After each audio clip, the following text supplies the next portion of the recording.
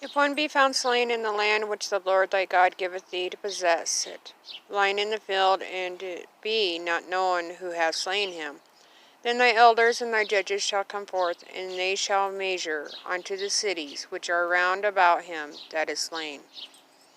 And it shall be that the city which is next unto the slain man, even the elders of the city shall take an heifer which have not been wrought with, and which have not drawn in the yoke. And the elders of that city shall bring down the heifer unto a rough valley, which is neither eared nor sown, and shall strike off the heifer's neck there in the valley.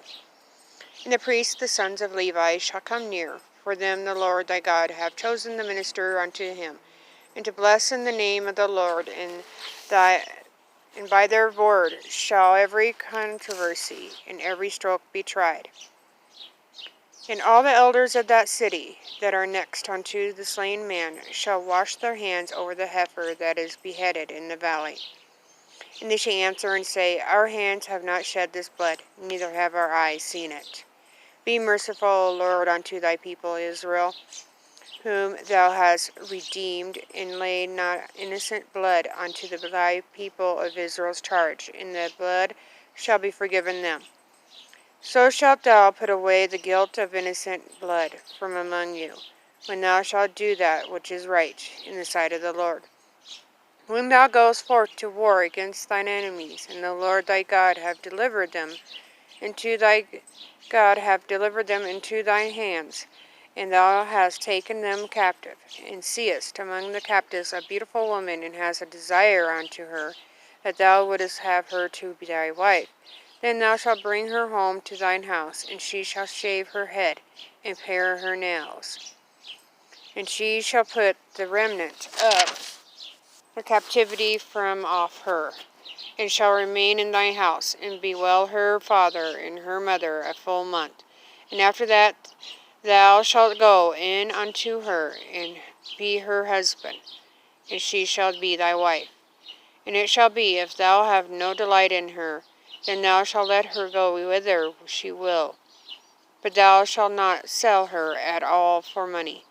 Thou shalt not make merchandise of her, because thou hast humbled her.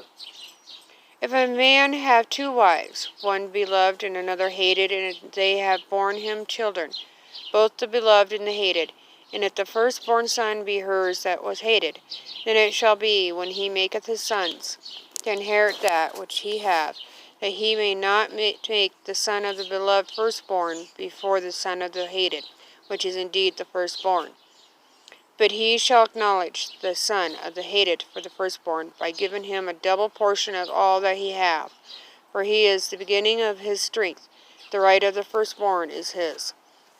If a man have a stubborn and rebellious son, which will not obey the voice of his father or the voice of his mother, and that when they have chastened him, will not hearken unto them, then shall his father and his mother lay hold on him, and bring him out unto the elders of his city, and unto the gate of this place. And they shall say unto the elders of his city, This our son is stubborn and rebellious. He will not obey our voice. He is a glutton and a drunkard. And all the men of his city shall stone him with stones, that he die. So shalt thou put evil away from among you, and all Israel shall hear and fear. And if a man have committed a sin worthy of death, and he be to be put to death, and thou hang him on a tree, his body shall not remain all night upon the tree, but thou shalt in any wise bury him that day.